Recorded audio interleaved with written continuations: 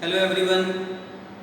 In today's class, we are going to discuss about alkynes, its chemical properties, and its method of preparation. And in compared to alkenes, it is a slightly smaller chapter, and we have only important topics like hydration, hydroboro-oxidation, and ozonolysis to discuss with. So let us start. What is alkyne? देखिए alkynes chapter में alkyne की तुलना में बहुत ही कम चीज हमको पढ़ना है। एल्कीन्स में जितनी चीजें हमने पढ़ी हैं उसके तुलना में एल्काइंस में काफी कम चीज पढ़ना है। एल्काइंस होता क्या है? देखिए एल्काइंस में सबसे पहले कार्बन कार्बन के बीच ट्रिपल बॉन्ड होता है। क्या होता है? ट्रिपल बॉन्ड होता है। इस ट्रिपल बॉन्ड में दो पाई बॉन्ड और एक सिग्मा बॉन्ड होता है। और इस ट्रिपल बॉन्ड जो आप देख रहे हैं, इस ट्रिपल बॉन्ड को हम एसिटिलिनिक बॉन्ड भी कहते हैं। इसको क्या बोलते हैं?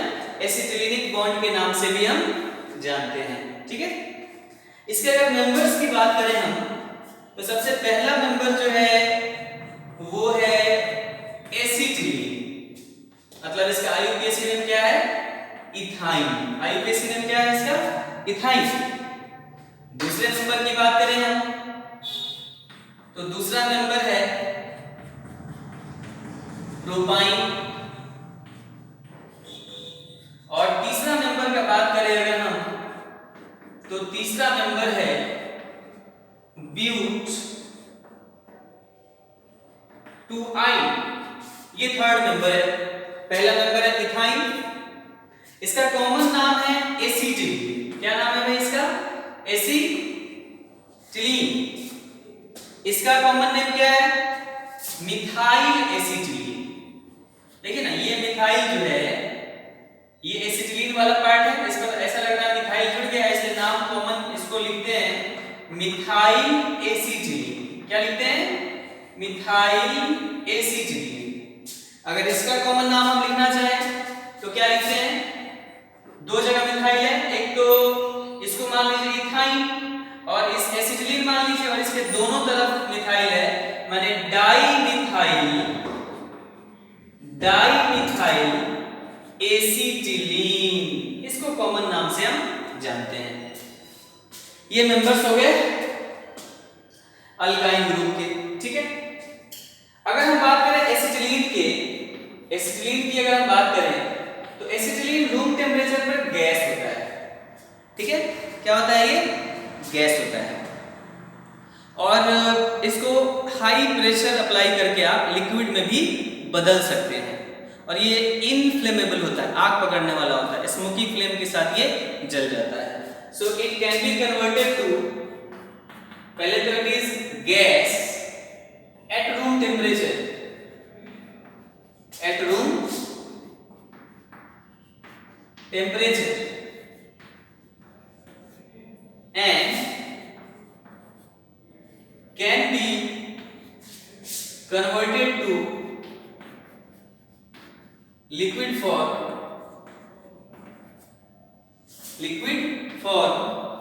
under high pressure. It is inflammable, आग पकड़ लेता है तुरंत। It burns with smoky flame।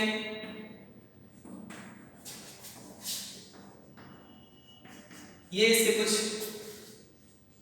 Characteristics हुए किसके? एसिटिलीन के।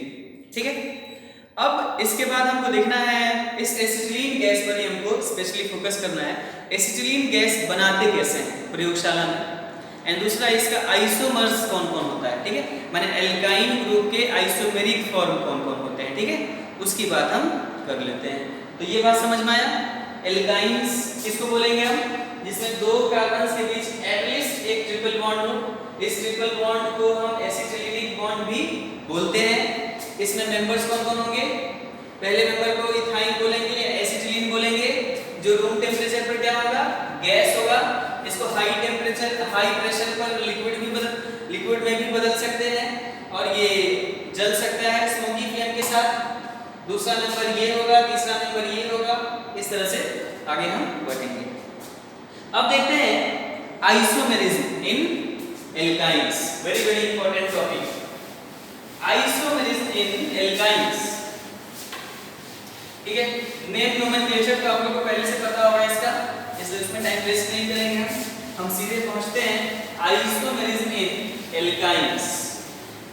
कहां पहुंचते हैं? आइसोमेरिज्म इन एल्काइंस में, because we have taught you about the nomenclature of compounds containing triple bond and also compound containing double bond and triple bond simultaneously।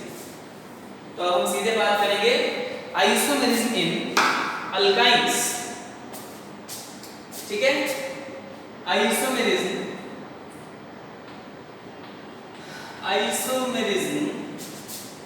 In alkynes, okay. Isomerism देखना है तो मान लीजिए कोई एल्काइन ले लीजिए, जैसे यही 1 2 3 4। इसका फॉर्मूला क्या हो जाएगा जी? C4H 1 2 3 4 और ये कितना हो जाएगा? 3 3 6। ऐसे भी जनरल फॉर्मूला जो अल्काइंस का होता है, जनरल फॉर्मूला ऑफ एल्काइंस वो कितना होता है भाई? जनरल फॉर्मूला ऑफ एल्काइंस कितना होता है? CnH2n -2। तो उस हिसाब से देखा जाए तो C4 into H 2 into 4 -2 2 into 4 8 -2 6, उस हिसाब से सही है। ये है ब्यूटाइन का फॉर्मूला हमारा। इस चीज का फॉर्मूला है ब्यूटाइन का फॉर्मूला है। अच्छा, इसमें अगर हम देखें डिग्री ऑफ अनसैचुरेशन निकालते हैं पहले। आइसोमेरिज्म देखने के लिए ये जो टॉपिक हम लिखना शुरू किए हैं आइसोमेरिज्म इन एल्काइंस, तो इसमें एक कंपाउंड हमने चुना है ब्यूटाइन, और इसके लिए हम यहाँ पर डिग्री ऑफ अनसैचुरेशन पहले पता करते हैं, ठीक है। Degree of unsaturation 2n1 n2 plus 2/2, ये क्या होता है जी? n1 होता है number of carbon atoms, number of carbon atom कितना है? 4, एंड n2 कितना होता है? Number of hydrogen atoms, and plus 2/2 कितना आया? 8 - 6 प्लस 2/2 कितना आया? 8 + 2 10 -6 4/2। तो डिग्री ऑफ अनसैचुरेशन जो यहाँ पर आया वो कितना आया? 2 आया। अच्छा, इसका क्या मतलब हुआ? पॉसिबिलिटी जो आया हमारे पास वो ये आया कि या तो इस कंपाउंड में 2 डबल बॉन्ड हो सकता है, या ऐसा हो सकता है कि एक डबल बॉन्ड हो एक रिंग हो, या ऐसा हो सकता है कि 2 ही रिंग हो, या ऐसा हो सकता है कि एक ट्रिपल बॉन्ड हो। मतलब हमारी बात को जरा समझिएगा। हमारे कहने का मतलब है कि अगर हमने लिख दिया C4H6, तो इसका मतलब है इस फॉर्मूला को प्राप्त करने के लिए आप ऐसा कंपाउंड बना सकते हैं जिसमें कंपाउंड में 2 डबल बॉन्ड हो, या एक डबल बॉन्ड हो एक रिंग हो, या 2 रिंग हो, या एक ट्रिपल बॉन्ड हो। तो क्या क्या पॉसिबिलिटी हो सकता है? पहला पॉसिबिलिटी तो हो सकता है कि वो कंपाउंड ब्यूटाइन, जैसे ये ब्यूटाइन, या ऐसा भी हो सकता है कि वो कंपाउंड ये हो। देख लीजिए, 2 1 3 1 4 2 6। इसका भी मॉलिक्यूलर फार्मूला C4H6 है, इसका भी मॉलिक्यूलर फार्मूला C4H6 है। और अगर हम कहें कि इसका मॉलिक्यूलर फार्मूला कितना है भाई, चेक कर लो। 2H यहाँ, 1H यहाँ, 1H यहाँ, 4H और 2H यहाँ, 6H हो गया। और कार्बन कितना? 1 2 3 4। देख लीजिए, बाइसाइक्लो कंपाउंड हो गया। तो इसका भी मॉलिक्यूलर फार्मूला कितना हो गया? C4H6। या ऐसे भी हो सकता था ये कंपाउंड, देख लो, 2H यहाँ, 2H यहाँ,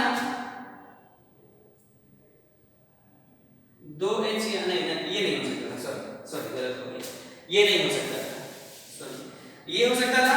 सो दो एक H यहाँ पर, एक H यहाँ पर और दो H यहाँ पर और दो H यहाँ पर, तो इसका फॉर्मूला हो गया। मतलब तीन कंपाउंड तुमको दिख गए जिसमें दो रिंग हो गया। या ऐसा भी हो सकता था, चौथा पॉसिबिलिटी, कि एक डबल बॉन्ड हो और एक रिंग हो, एक H यहाँ पर हो और एक H यहाँ पर हो और दो H यहाँ पर हो और दो H यहाँ पर हो।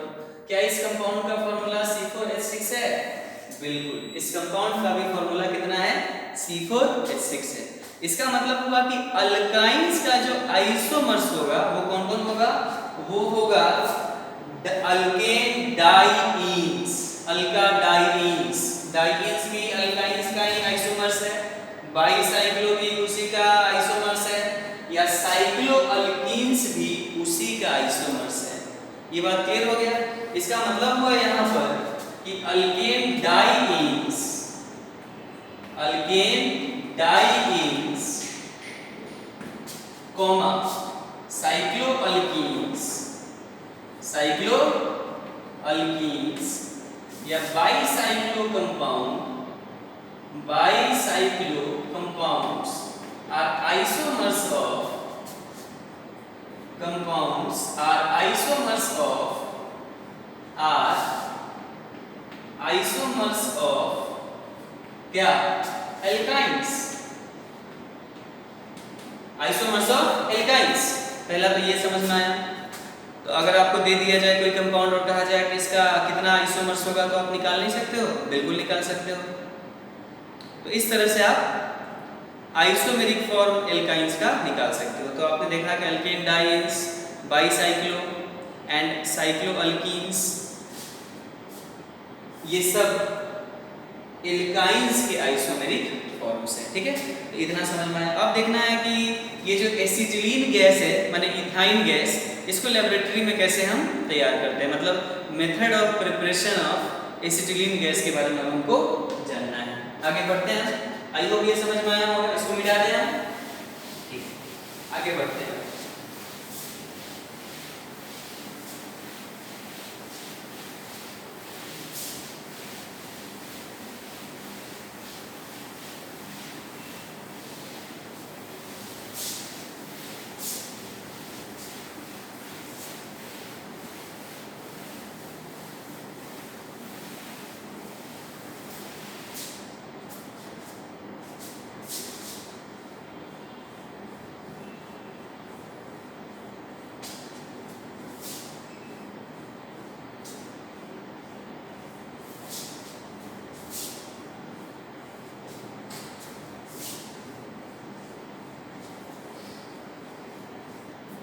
आगे बढ़ते हैं हम method of preparation of alkane, alkynes, है ना, मतलब मेथड ऑफ प्रिपरेशन में जाते हैं। मेथड ऑफ प्रिपरेशन,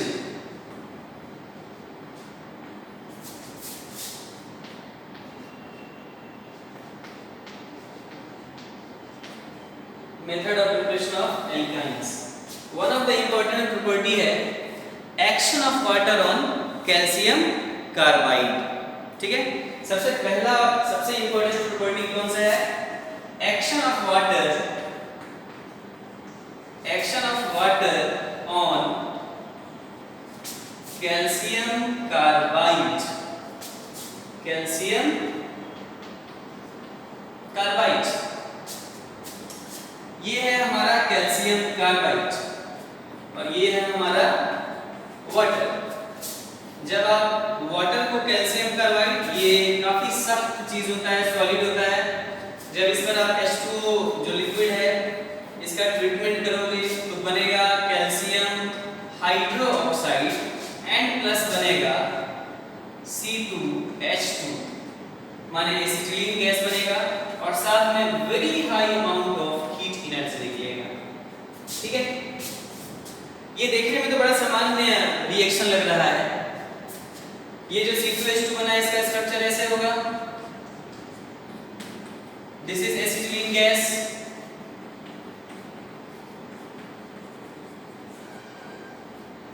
यहां पर एक चीज समझना जरूरी है। ये जो कैल्शियम कार्बाइड है इसका स्ट्रक्चर कई बार विभिन्न तरह के जो कॉम्पिटिटिव एग्जामिनेशन है उसमें कैल्शियम कार्बाइड का जो स्ट्रक्चर है वो पूछा जाता है, जेईई में भी पूछा जा चुका है।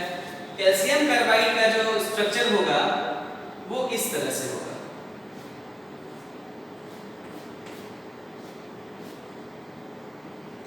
ये 2+ के रूप में होगा और ये 2- के रूप में होगा, मतलब Ca 2+ के रूप में होगा और C2 2- के रूप में होगा। ये आयनिक फॉर्म में होगा। यहाँ पर 2 पाई बॉन्ड होगा और एक सिग्मा बॉन्ड होगा और एक सिग्मा बॉन्ड यहाँ, एक सिग्मा बॉन्ड यहाँ। यही होता है कैल्शियम कार्बाइड का स्ट्रक्चर। ये जो रिएक्शन आप देख रहे हैं, इस रिएक्शन का इस्तेमाल हम आम जीवन में भी करते हैं। हम नहीं करते हैं, जो फल बेचने वाले विक्रेता हैं वो करते हैं। आपने सुना होगा मार्केट में, बाजार में फल को पकाया जाता है कार्बाइड डालकर, ठीक है। तो करते क्या है विक्रेता लोग कि कार्बाइड खरीद के लाते हैं मार्केट से, उस कार्बाइड को छोटे छोटे पुड़िया में बंद करके रखते हैं। वो कार्बाइड कुछ और नहीं होता है, वो क्या होता है, कैल्शियम कार्बाइड होता है। तो मान लीजिए ये आम का फल है और इस आम के फल के पास पुड़िया में कैल्शियम कार्बाइड को उन्होंने बंद करके रख दिया पुड़िया में।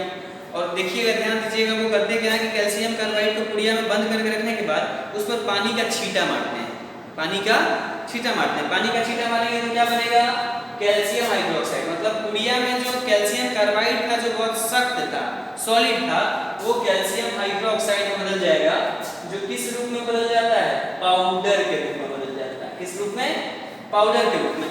तो होता यह है कि कैल्शियम कार्बाइड एक कागज की पुड़िया में रखा हुआ था फल के ऊपर। ये मान लीजिए कोई फल है, आम का फल है, इसके ऊपर कागज की पुड़िया में कैल्शियम कार्बाइड था। अब इसके ऊपर पानी का छींटा मारा पुड़िया के ऊपर फल को पकाने के लिए, तो पुड़िया में जो कैल्शियम कार्बाइड है वो वाटर के साथ मिल करके क्या बना दिया, कैल्शियम हाइड्रोक्साइड पाउडर के रूप में बदल गया। और साथ में क्या निकला, ये एसिटिलीन गैस निकला। इसलिए जहाँ फल पकता है वहाँ बहुत ही दुर्गंध जैसा कोई गैस महकता होगा। वो कौन सा गैस होता है, वो होता है एसिटिलीन गैस। कौन सा गैस होता है, एसिटिलीन गैस। और साथ ही साथ इस प्रक्रिया में बहुत ज्यादा हीट एनर्जी निकलता है। उसी हीट एनर्जी से वो जो फल है वो पक जाता है। इसी रिएक्शन का इस्तेमाल हम करते हैं फल को पकाने के लिए। कार्बाइड वाला जो फल पकता है, that is the chemical reaction taking place there. ये बात समझ में आया। तो पहला है action of water on calcium carbide. इस रिएक्शन से हम एसिटिलीन गैस को जनरेट करते हैं, ठीक है। जहां पर कैल्शियम कार्बाइड का जो स्ट्रक्चर होता है वो इस तरीके से होता है, उसमें कैल्शियम और कार्बाइड इस रूप में होता है। ये बात समझ में आया। तो पहला रिएक्शन समझ में आया, action of water on calcium carbide. दूसरा रिएक्शन है आपका, पहला रिएक्शन समझ में आया। दूसरा रिएक्शन है कि अगर आप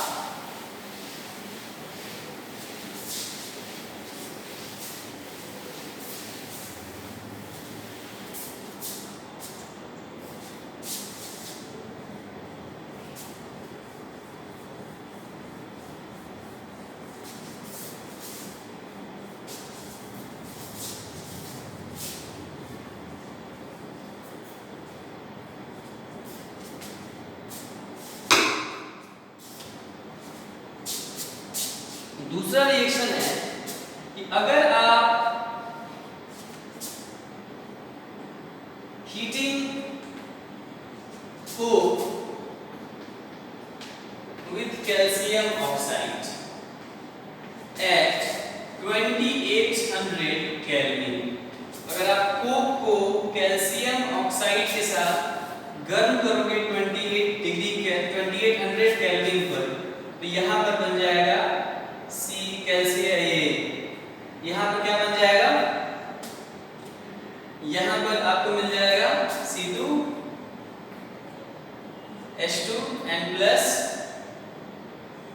सॉरी एक मिनट, ये रिएक्शन गलत हो गया है यहाँ पर।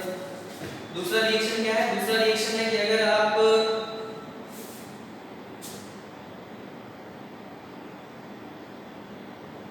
दूसरा रिएक्शन भी गलत लिख दिया हमने एक्चुअली में यहाँ पर बनाना था कैल्शियम कार्बाइड ना, CaC2 बन जाएगा।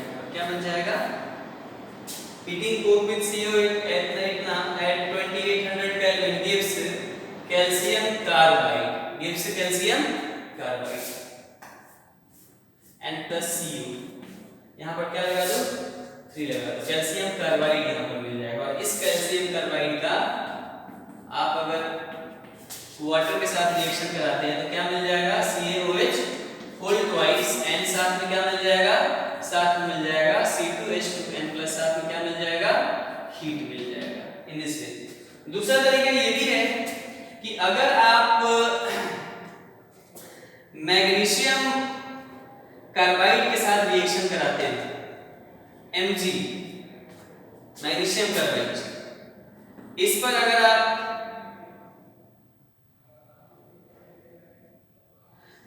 आप हाइड्रोलिसिस कराते हैं तो यहां से भी वही चीज मिलेगा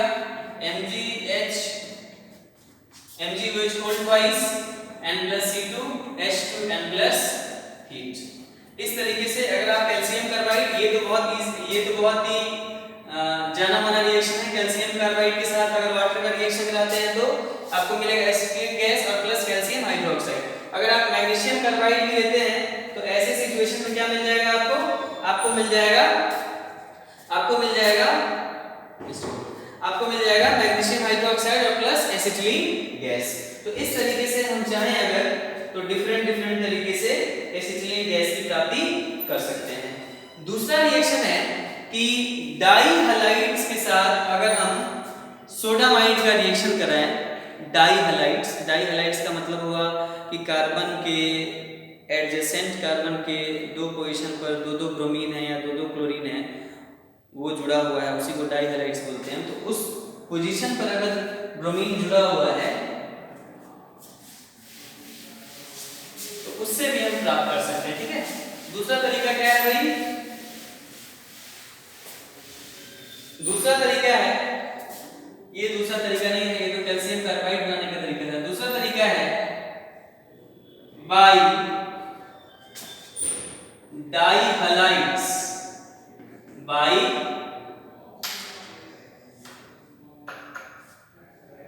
डाई हैलाइड्स। मान लीजिए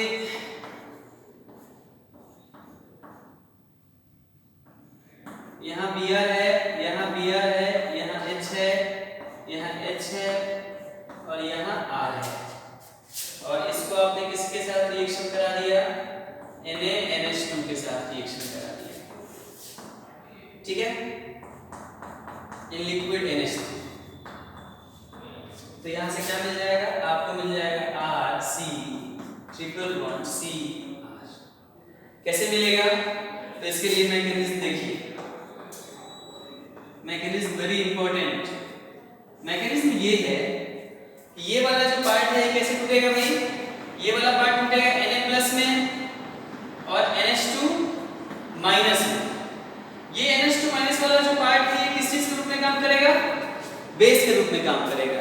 और बेस का जो प्रॉपर्टी होता है वो कौन सा प्रॉपर्टी होता है?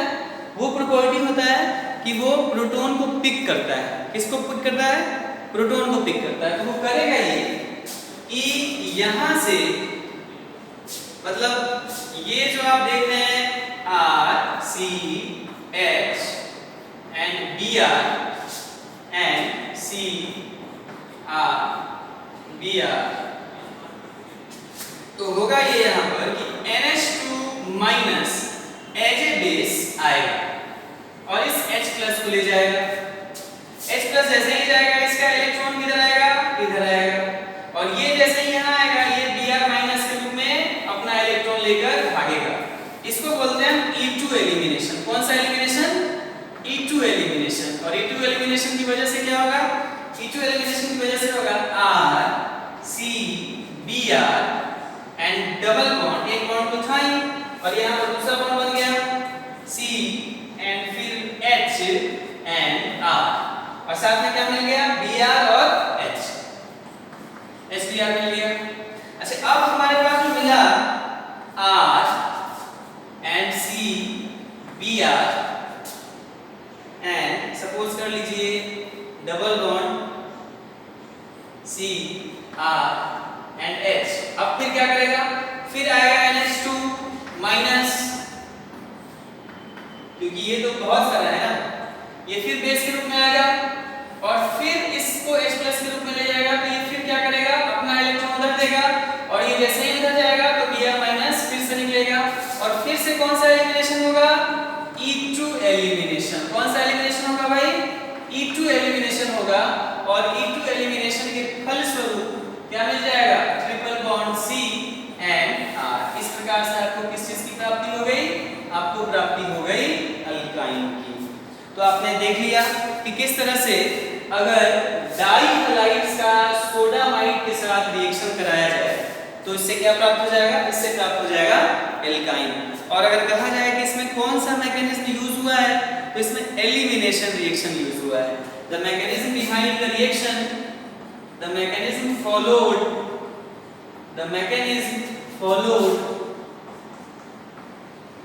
followed is elimination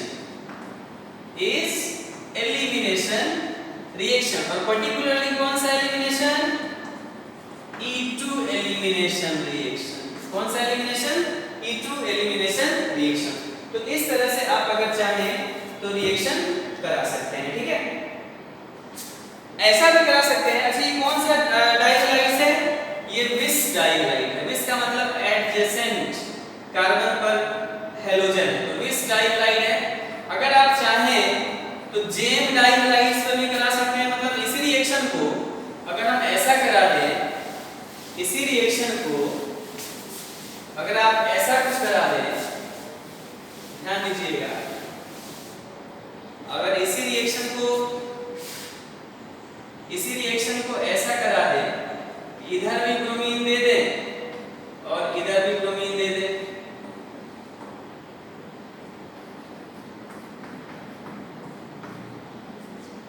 और इधर दे दें सोडामाइड इन लिक्विड NH3, तो भी क्या बन जाएगा, तो भी यही बन जाएगा। मतलब दोनों ही केस में विस, ये कौन सा डाइहैलाइड्स है, ये है जेम डाइहैलाइड। माने जेम का या विस डाइहैलाइड का, दोनों कंडीशन में अगर आप चाहें तो आपको क्या मिल जाएगा, आपको मिल जाएगा एल्काइंस। आपको क्या मिल जाएगा, एल्काइंस मिल जाएगा, ठीक है। तो इस तरीके से आप अगर चाहें तो रिएक्शन को करा सकते हैं, ठीक है। आगे बढ़े हम, ठीक है, आगे बढ़ते हैं।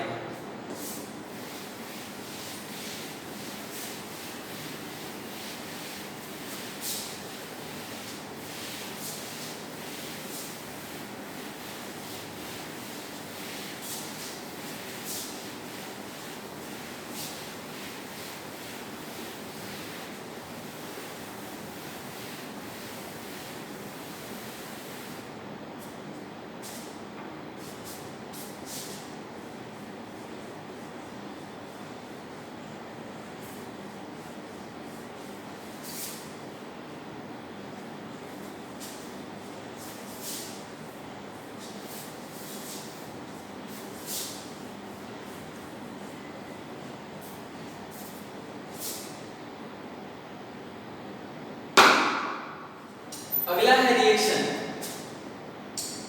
कि अगर आप चाहते हैं कौन सा रिएक्शन होगा, ये थर्ड रिएक्शन होगा। थर्ड रिएक्शन है कि अगर कोई एल्काइन है, जैसे मान लीजिए HCH, और इसका अगर आपने रिएक्शन करा दिया, सपोज कर लीजिए NaX के साथ, इसके साथ रिएक्शन करा दिया, इसका सोडियम में लिक्विड NH3, सोडियम में लिक्विड NH3। देखिए सोडियम जो होता है वो लिक्विड NH3 में सॉल्युबल होता है। सोडियम को अगर आप NH3 में रखेंगे तो सोडियम अपने इलेक्ट्रॉन को रिलीज करके और Na+ में बदल जाएगा और NH3 में डिसॉल्व हो जाएगा। और डिसॉल्व होने के बाद अब NH3 का जो कलर हो जाएगा वो ब्लू कलर का हो जाएगा। अब NH3 आपको येलोइश कलर का नहीं दिखेगा, आप किस कलर का दिखेगा, ब्लू कलर का दिखेगा। यहाँ पर याद रखिएगा sodium is soluble in liquid NH3, liquid NH3 मतलब अगर लिक्विड NH3 में आप सोडियम को रख रहे हैं तो क्या प्रश्न होने वाला है, आपको ये होने वाला है कि लिक्विड NH3 के साथ इलेक्ट्रॉन मिलेगा और साथ में क्या मिल जाएगा, Na+ मिल जाएगा और इसका कलर कैसा हो जाएगा, deep blue colour, deep blue colour हो जाएगा। ठीक है, तो जब आप इसको इसके साथ रिएक्शन कराओगे तो क्या बन जाएगा, C Na+ एंड C-, क्योंकि यहाँ Na जो है लिक्विड NH3 में Na+ के रूप में है और अगर आप इसका RX के साथ रिएक्शन करा रहे हो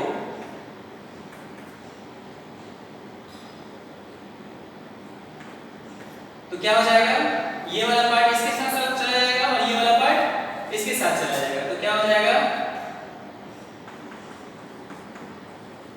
N+NaX, ये NaX भूल से वहां लिखा गया था। तो अब करना ये है, यहाँ पर हुआ क्या है, अल्काइन ऑलरेडी पहले से था, उसमें एक अल्काइल ग्रुप जुड़ा है, तो इसको बोलते हैं एल्काइलेशन ऑफ एल्काइन। इस रिएक्शन को क्या बोलते हैं, इस रिएक्शन को बोलते हैं alkylation of alkyne, alkylation of alkyne.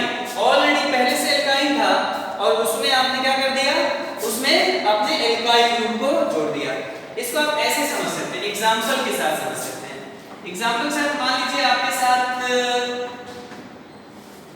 Suppose कर लीजिए एसिटिलीन गैस, कौन सा गैस है, एसिटिलीन गैस है सपोज कर लीजिए आपके पास, और आपने सोडियम इन लिक्विड NH3 रखा, तो लिक्विड NH3 रखा तो आपको क्या मिलेगा, लिक्विड NH3 और साथ में इलेक्ट्रॉन, सोडियम के द्वारा दिया गया इलेक्ट्रॉन प्लस Na+, तो वो Na+ ये H जो होता है एसिटिलीन का, ये जो H होता है ये काफी एसिडिक होता है, एसिडिक होने की वजह से ये H+ के रूप में टूटता है और यहाँ पर क्या होता है, माइनस होता है, तो होगा ये यहाँ पर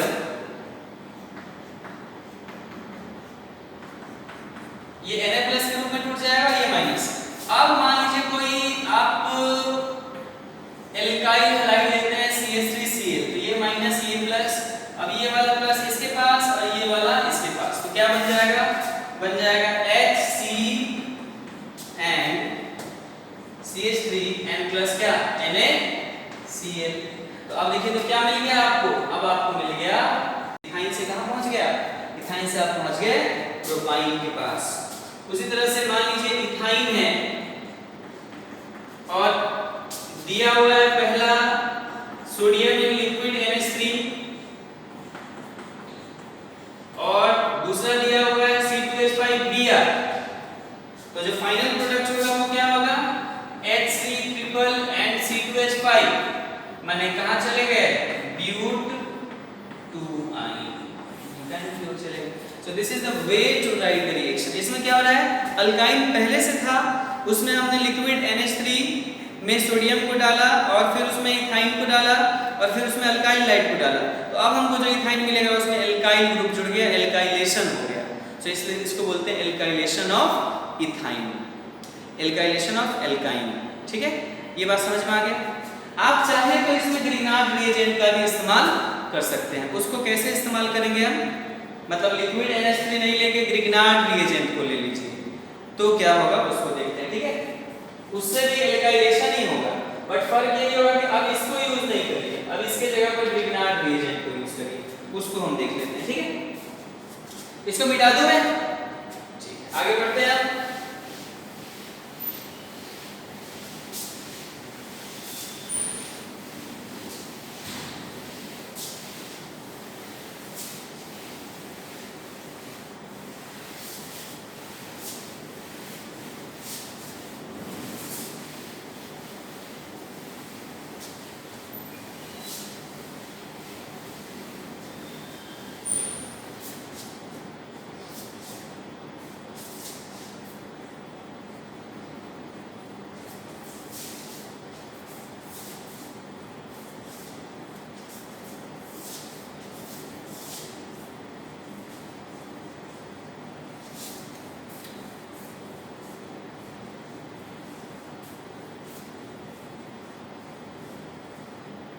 अब देखो जी, एल्काइलेशन ऑफ, चौथा है एल्काइलेशन ऑफ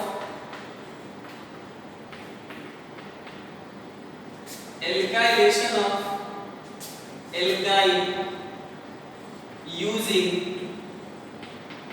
Grignard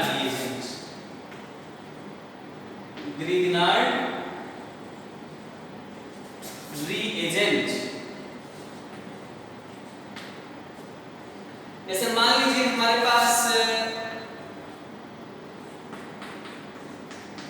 ये है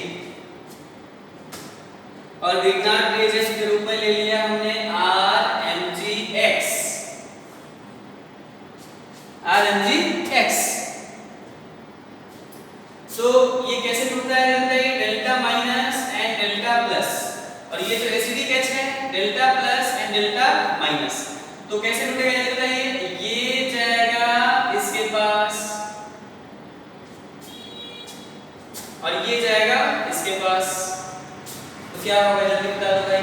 होगा ये कि HC triple bond C and Mg and X और R एंड H बन गया, अल्केन बन गया होगा। अब इसका R डैश X के साथ रिएक्शन करा दो, तो ये डेल्टा माइनस ये डेल्टा प्लस, ये डेल्टा माइनस ये डेल्टा प्लस। अब ये डेल्टा प्लस इधर जाएगा और ये डेल्टा प्लस इधर जाएगा, तो क्या हो जाएगा HC triple bond C and R dash and plus MgX2, ये बन जाएगा। इसको एग्जांपल से समझो आप, बिना एग्जांपल से समझ में नहीं आएगा। मान लीजिए हमारे पास है इथाइन। इथाइन हम इसलिए ले रहे हैं ना क्योंकि इथाइन के केस में जो टर्मिनल H होता है वो सबसे ज्यादा एसिडिक होता है, वेरी मच एसिडिक। वो सबसे ज्यादा रीडली, बहुत जल्दी वे में जो है वो H+ के रूप में टूट सकता है। That's why I am taking all the times ethyne, इसलिए हर समय हम यहाँ पे इथाइन ले रहे हैं। So this is H+ and this is delta minus. अब यहाँ पर ले लो CH3MgBr, तो delta plus and delta minus. तो ये इसके साथ आके अल्केन बना देगा और ये इधर चला जाएगा। तो फाइनली क्या मिलेगा हमको HC triple bond C and MgBr और साथ में CH3 एंड CH पर बन जाएगा। अब इसका अल्काइल हैलाइड के साथ रिएक्शन कराइए, मान लीजिए C2H5Br, तो यहाँ delta minus and delta plus, ये प्लस इधर जाएगा, ये लिख दो डेल्टा माइनस डेल्टा प्लस, तो ये इधर जाएगा और ये इधर जाएगा। तो क्या बन जाएगा भाई, बन जाएगा HC triple bond C and C2H5 and MgBr2, 2 3 4 but 2 इस तरह से बन सकता है। मतलब अब सीधी बात है, दूसरा सवाल दिया जाए कि पहला है इथाइन और इसको पहले ट्रीट किया गया C2H5Br के साथ, MgBr के साथ, और दूसरा ट्रीट किया गया CH3Br के साथ। तो क्या बनेगा जल्दी बताओ, HC एंड CH, तो पाइन बनेगा और क्या बनेगा देख लो, क्योंकि ये जो यूज हो रहा है ये तो अल्केन बनाने में चला जा रहा है। मेन काम का चीज यही है, यही जा रहा है यहाँ पर, आप देख लो इस रिएक्शन में। So propyne will be the final product. तो इस तरह से हम एल्काइन की प्राप्ति कर सकते हैं अलग अलग तरीकों से।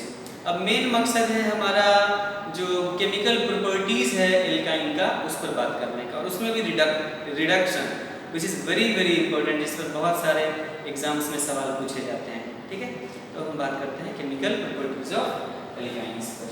आई होप ये बात सब आपको समझ में आ रहा है। आगे बढ़ते हैं केमिकल प्रॉपर्टीज ऑफ एल्काइंस पर।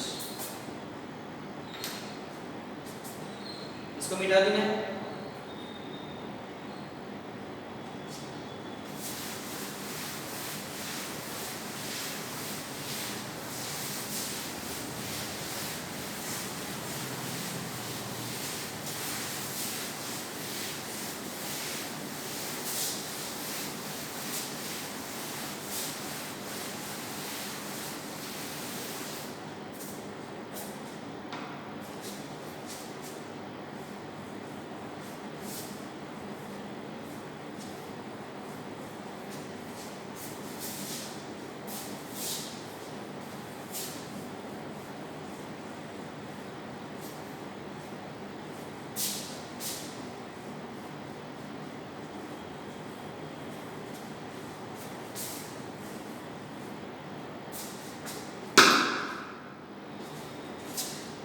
केमिकल प्रॉपर्टीज ऑफ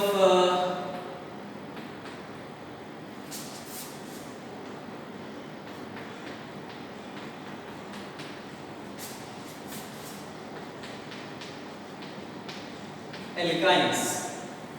और उसमें क्या क्या जरूरी है आपको देखिए, आपको सबसे पहले तो देखना है रिडक्शन, क्या क्या पढ़ना है ये देख लीजिए। आपको देखना है रिडक्शन, उसके बाद देखना है हाइड्रेशन, उसके बाद देखना है हेलोजेनेशन,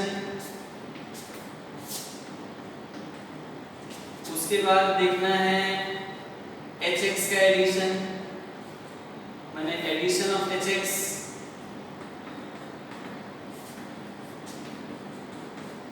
उसके बाद देखना है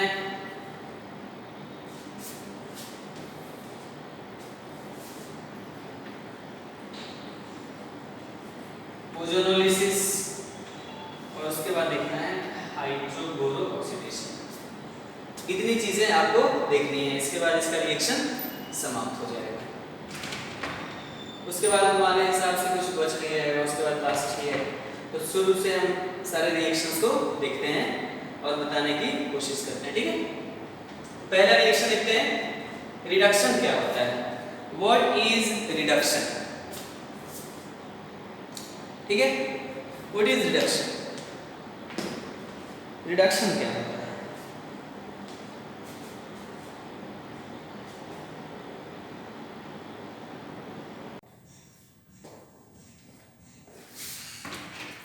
हाँ बच्चों, तो इसमें अब हमको क्या देखना है, इसमें हमको देखना है रिडक्शन के बारे में, ठीक है। रिडक्शन क्या होता है इसके बारे में जरा समझिए, व्हाट इज रिडक्शन। स्पेशली इसमें रिडक्शन रिएक्शन के बारे में हम बात करना चाहते हैं, ठीक है।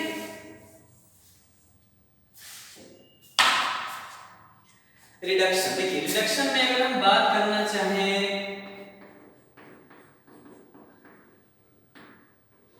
रिडक्शन का मतलब हुआ addition of H2, addition of H2।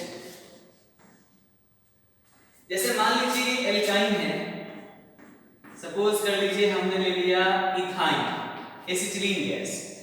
अगर आपने 1 मोल H2 को जोड़ दिया, निकेल कैटलिस्ट के प्रेजेंस में आपने H2 ले लिया, तो ये H2 अगर एक्सेस में ले लिया तो पहले तो एल्काइन 1 मोल H2 को ऐड करके क्या चीज में बदलेगा, ये बदलेगा अल्कीन में, मतलब इथीन में। और फिर ये 1 मोल H2 को फिर से ऐड करके फिर क्या चीज बदल जाएगा, ये बदल जाएगा इथेन में। मतलब आप ये देख रहे हैं कि ये जो इथाइन है, ये 2 मोल H2 लेकर क्या चीज में बदल जा रहा है, ये बदल जा रहा है इथेन में। क्या चीज में बदल जा रहा है, ये इथेन में बदल जा रहा है। अच्छा मान लीजिए हमको एक ही मोल H2 को ऐड कराना है और दूसरे मोल को ऐड नहीं कराना है, तो ऐसे परिस्थिति के लिए क्या करना होगा। अगर आप सीधे H2 का यूज करा रहे हैं निकेल कैटलिस्ट के प्रेजेंस में, तो फिर 1 मोल भी ऐड हो जाएगा, फिर दूसरा मोल भी ऐड हो जाएगा। लेकिन if we are willing to add only 1 mole of H2, तो ऐसे कंडीशन के लिए क्या करना होगा। तो ऐसे कंडीशन के लिए हमारे पास 3 रिएजेंट्स हैं।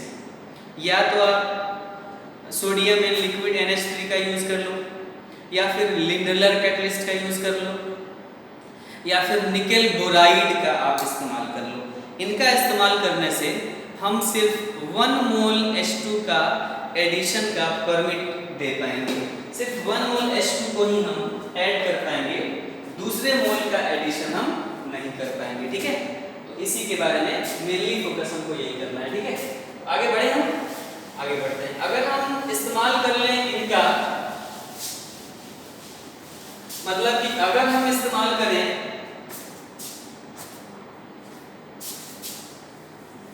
ध्यान दीजिएगा, वेरी वेरी इंपॉर्टेंट। अगर हम इस्तेमाल करें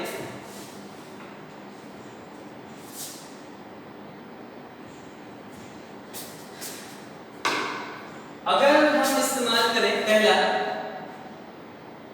H2 in presence of Lindlar catalyst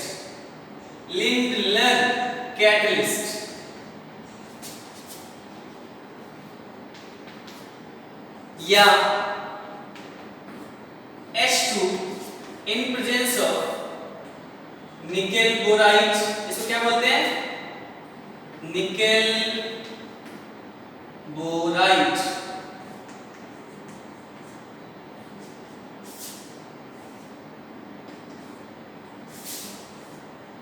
या सोडियम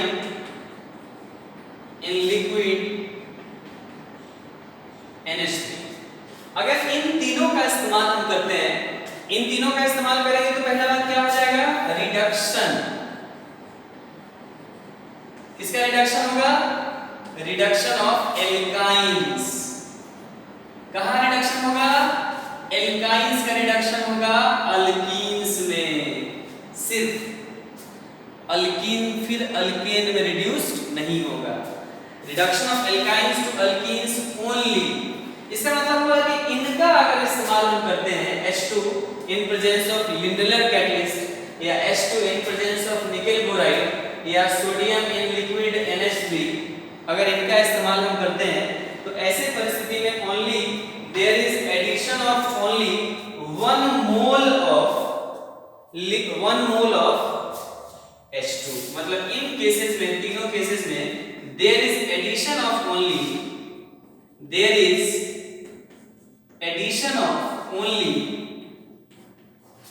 1 मोल ऑफ H2। अब इन तीनों को हमको डिटेल से स्टडी करना है। मतलब लिंडलर कैटलिस्ट क्या होता है, H2 जब उसमें जुड़ेगा तो ये सिन एडिशन होगा कि एंटी एडिशन होगा, ये सिन एडिशन होगा कि एंटी एडिशन होगा, मैकेनिज्म क्या होगा, ये सिन एडिशन होगा या एंटी एडिशन होगा, इन सब चीजों के बारे में हमको बात करना है। तो इससे ये आपको चार्ट हमेशा याद रखना पड़ेगा, ठीक है। तो शुरू करते हैं सबसे पहला के बारे में, H2 इन लिंडलर कैटलिस्ट, ठीक है। H2 इन लिंडलर कैटलिस्ट जो होता है ये याद रखिएगा सिन एडिशन कराता है। क्या कराता है? Syn addition. और लिंडलर कैटलिस्ट अगर कोई पूछे क्या होता है लिंडलर कैटलिस्ट, तो लिंडलर कैटलिस्ट का मतलब हुआ deactivated palladium deposited on calcium carbonate, मतलब Pg ऑन कैल्शियम कार्बोनेट, इसी को बोलते हैं या क्यूनोलीन या क्यूनोलीन,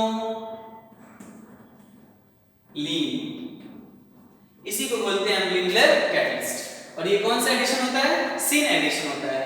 मतलब जब भी एल्काइन से आप एल्कीन में जाइएगा तो कौन सा प्रोडक्ट बनेगा?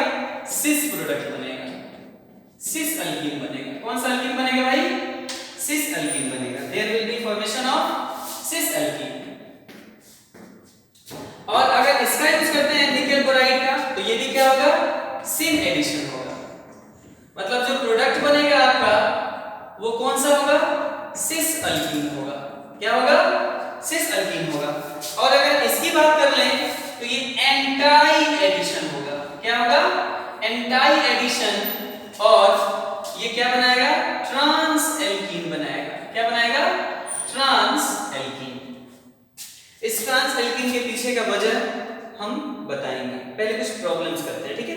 ये याद रखना होगा कि लिंडलर कैटलिस्ट में जब हम बात करेंगे तो सिन एडिशन होगा, मतलब सिस एल्कीन होगा। लिंडलर कैटलिस्ट की बात करें होता क्या है? तो deactivated palladium deposited on calcium carbonate और quinoline. Deactivated Lindlar catalyst is deactivated palladium deposited on calcium carbonate और क्यूनोलीन। ये बात समझ में आ गया? अब हम देखते हैं कुछ।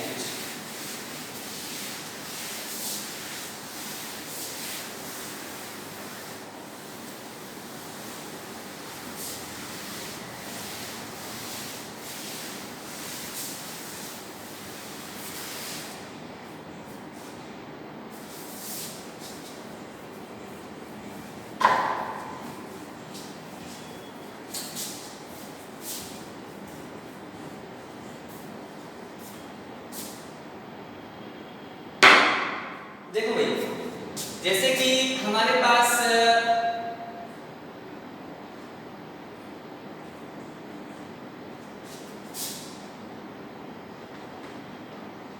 ये दिया हुआ है। सबसे पहले तो आप समझ लो कि आप हाइड्रोजनेशन करा रहे हैं किसके प्रेजेंस में, पीडी इन कैल्शियम कार्बोनेट या क्यूनोलीन। क्यूनोलीन मतलब ये कौन सा कैटलिस्ट हुआ, Lindlar catalyst. Lindlar catalyst question किस तरह से आएगा जेई में, तो ये ब्यूटाइन है और इसका आप H2 एडिशन कराओगे तो कितने मोल H2 के एडिशन होगा, 1 मोल H2 का ही एडिशन होगा। दूसरे मोल का जो एडिशन होगा वो परमिटेड नहीं होगा। मतलब यहाँ पर याद रखना है there is addition of only 1 mole, there is addition of only कितना mole, 1 mole of H2। There is addition of only 1 mole of H2। 1 mole H2 जुड़ेगा तो क्या बनेगा, अल्कीन बन जाएगा ना भाई। अब अल्कीन बनेगा तो दो चीज है, या तो सिस बन जाए और नहीं तो ट्रांस बन जाए।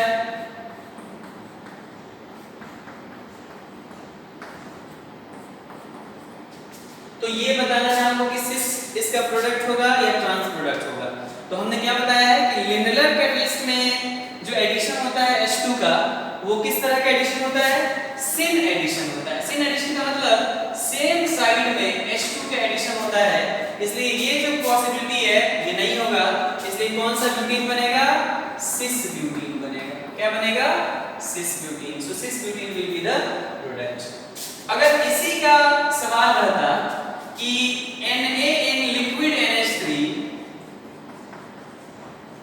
तब क्या होता, तब मैंने बताया कि ये एडिशन किस तरह का एडिशन होता है, ये एडिशन होता है एंटाई एडिशन। किस तरह का एडिशन होता है भाई, एंटाई एडिशन। मतलब जो प्रोडक्ट बनता है आपका वो किस तरह का होता है, वो प्रोडक्ट होता है आपका ट्रांस प्रोडक्ट, माने trans alkene is the product.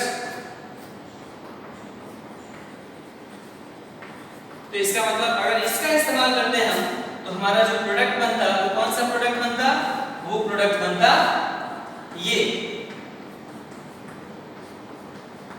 ये प्रोडक्ट बनता। और अगर आप इसका इस्तेमाल करते या फिर आप इसका इस्तेमाल करते निकेल बोराइड का, तब भी क्या बनता, तब भी बनता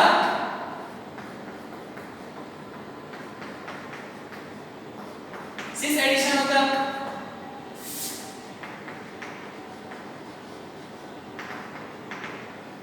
ये बनता।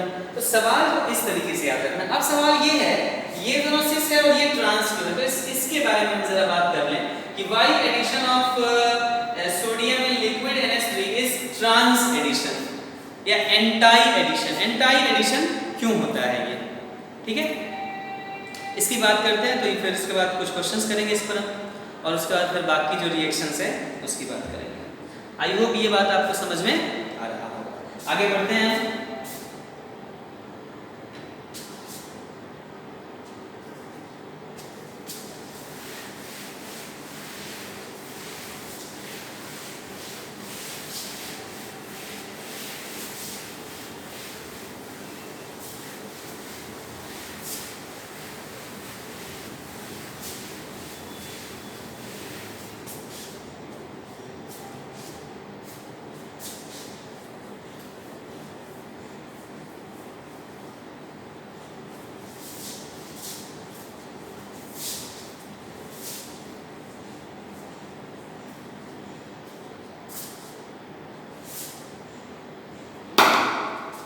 चलिए अब आगे देखते हैं होता क्या है। देखिए reason behind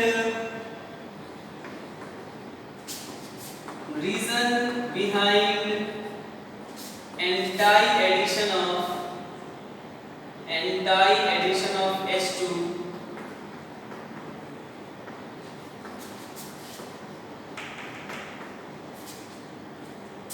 anti-addition of H2 in sodium in liquid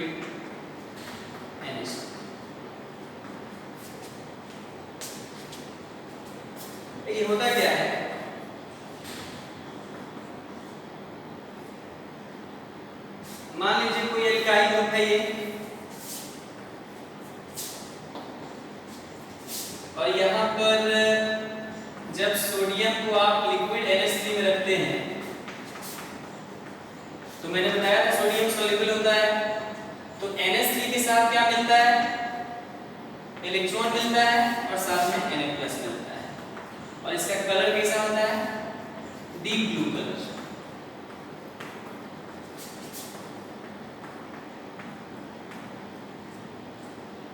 तो होता क्या है, यहां से एक इलेक्ट्रॉन आता है, ये इधर आता है, तो यहां से क्या मिलता है, ध्यान दीजिए,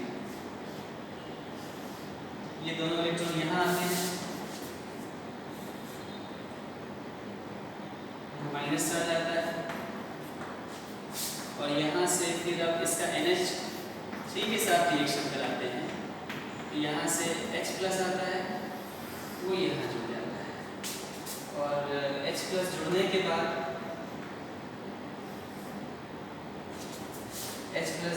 बाद वो H अब यहाँ जुड़ जाता है, और हमको मिल जाता है बस 2 मिनट विनाइल रेडिकल।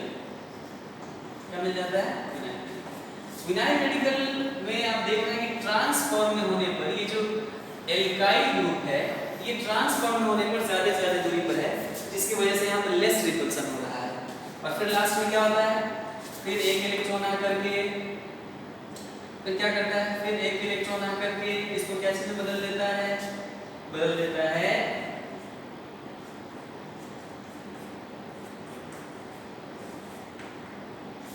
फिर NH3, इसमें से क्या आता है H+, फिर यहाँ अटैक करता है, और फाइनली हमको जो कंपाउंड मिल जाता है वो क्या मिल जाता है, वो मिल जाता है ट्रांस कंपाउंड। ट्रांस में एडिशन होने का फायदा ये हुआ है कि विनाइल फ्री रेडिकल जो यहाँ पर मिला है उसमें ट्रांस में एल्काइल ग्रुप होने पर लेस इलेक्ट्रॉनिक रिपल्सन हो रहा है, दैट्स व्हाई जो एडिशन हो रहा है यहाँ पर वो ट्रांस में होने से फायदा ये हो रहा है कि लेस इलेक्ट्रॉनिक रिपल्सन हमको मिल रहा है, that's why sodium in liquid NH3 होने से लेस इलेक्ट्रॉनिक रिपल्सन हमको मिल रहा है।